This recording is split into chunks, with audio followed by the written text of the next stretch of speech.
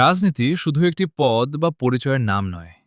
রাজনীতির প্রকৃত পরিচয় তৈরি হয় দীর্ঘ পথ চলায়, মানুষের পাশে থাকার মধ্য দিয়ে এবং প্রতিকূল সময়ে নিজের অবস্থানে অটল থাকার মাধ্যমে। গাবতলীর রাজনীতিতে ফজলে রাব্বি মণ্ডল ফিরোজ এমনই এক দীর্ঘ রাজনৈতিক পথের নাম। তার রাজনৈতিক জীবনের শুরু ছাত্র রাজনীতির মধ্য দিয়ে। তিনি ছিলেন সাবেক ছাত্রনেতা। ছাত্র রাজনীতির সেই সময় থেকেই সংগঠন, নেতৃত্ব এবং আন্দোলন সংগ্রামের সঙ্গে তার সম্পৃক্ততা তৈরি হয়। সেই অভিজ্ঞতাকেই সঙ্গে নিয়ে তিনি গাবতলী উপজেলা বিএনপির রাজনীতিতে সক্রিয়ভাবে নেতৃত্ব দিয়ে আসেন।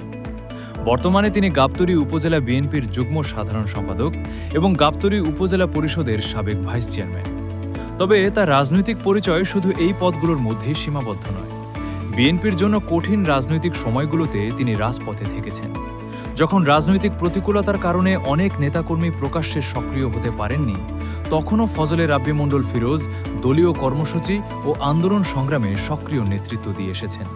হরতাল, অবরোধ কিংবা বিভিন্ন রাজনৈতিক কর্মসূচিতে তিনি সামনের সারিতে থেকে নেতৃত্ব দিয়ে এসেছেন। দলের নেতাকর্মীদের বিপদে পাশে থেকেছেন। সংগঠনের কঠিন সময়ে নেতাকর্মীদের ধরে রেখেছেন। নিজের ব্যক্তিগত স্বাচ্ছন্দ্যের চেয়ে দলীয় দায়িত্বকে গুরুত্ব দিয়েছেন। এই রাজনৈতিক পথ চলা ছিল মোটেও সহজ নয়। বছরের পর বছর তাকে মামলা, হামলা, পুলিশি হয়রানি এবং কারাবরণের মুখোমুখি হতে হয়েছে। একের পর এক রাজনৈতিক মামলায় জড়িয়েছেন, গ্রেপ্তার হয়েছেন, কারাগারে থেকেছেন। কিন্তু কোনো মামলা, হামলা কিংবা কারাবরণ তাকে তার রাজনৈতিক অবস্থান থেকে সরিয়ে দিতে পারেনি। বরং প্রতিটি প্রতিকূলতার পর তিনি আবার রাজপথে ফিরেছেন। গাবতলীর বিএনপির কঠিন সময়ের রাজনীতিতে তিনি ছিলেন সামনের সারির একজন নেতা। যখন সংগঠনের জন্য মাঠে থাকা কঠিন ছিল, তখনও তিনি মাঠে ছিলেন। যখন অনেকের জন্য রাজনীতি হয়ে উঠেছিল ঝুঁকিপূর্ণ, বাধ্য হয়ে অনেকে দেশের বিভিন্ন জেলায় আত্মগোপনে বা দেশের বাইরে বিভিন্ন জায়গায় পালিয়ে থেকেছেন, তখনও তিনি দলের কর্মসূচিতে অংশ নিয়েছেন এবং নেতাকর্মীদের পাশে থেকেছেন। নির্বাচনী রাজনীতিতেও তার রয়েছে দীর্ঘ অভিজ্ঞতা।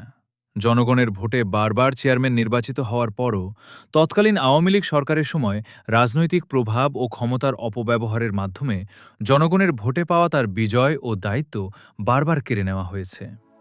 ক্ষমতার পালা বদল হয়েছে, রাজনৈতিক পরিস্থিতি বদলেছে, কিন্তু ফজলে রাব্বি মণ্ডল ফিরোজ তার রাজনৈতিক অবস্থান থেকে সরে দাঁড়াননি।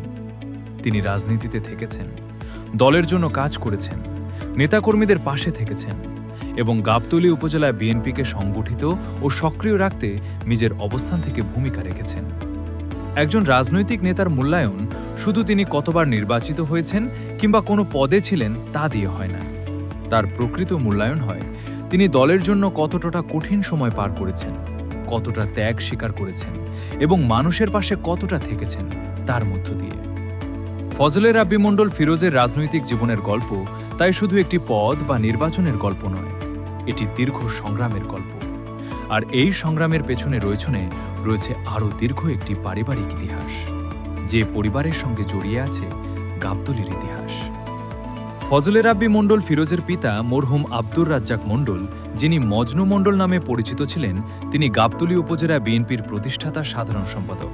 তিনি ছিলেন নাড়ুয়ামালা ইউনিয়ন পরিষদের দীর্ঘদিনের নির্বাচিত চেয়ারম্যান। 2 দশকেরও বেশি সময় তিনি ইউনিয়ন পরিষদের চেয়ারম্যান হিসেবে দায়িত্ব পালন করেছেন। পরবর্তীতে দীর্ঘ 10 বছরের বেশি সময় গাবতলী উপজেলা পরিষদের চেয়ারম্যান হিসেবেও দায়িত্ব পালন করেছেন। রাজনীতির পাশাপাশি তিনি ছিলেন একজন বিশিষ্ট ব্যবসায়ী এবং সমাজের পরিচিত ব্যক্তিত্ব। তবে তার পরিচয়ের আরেকটি গুরুত্বপূর্ণ অধ্যায় ছিল শিক্ষার প্রসারে তার ভূমিকা। 1986 সালে প্রতিষ্ঠিত নাড়ুয়ামালা উচ্চ বিদ্যালয়ের প্রতিষ্ঠার সঙ্গে তার নাম গভীরভাবে জড়িয়ে আছে। একটি শিক্ষা প্রতিষ্ঠান প্রতিষ্ঠা করা মানে শুধু জমি দেওয়া বা একটি ভবন তৈরি করা নয়। এর অর্থ হল একটি এলাকার বহু প্রজন্মের জন্য শিক্ষার সুযোগ তৈরি করে দেওয়া। আজ সেই সব শিক্ষা প্রতিষ্ঠানে পড়াশোনা করে বহু শিক্ষার্থী দেশের বিভিন্ন গুরুত্বপূর্ণ জায়গায় নিজেদের অবস্থান তৈরি করেছেন।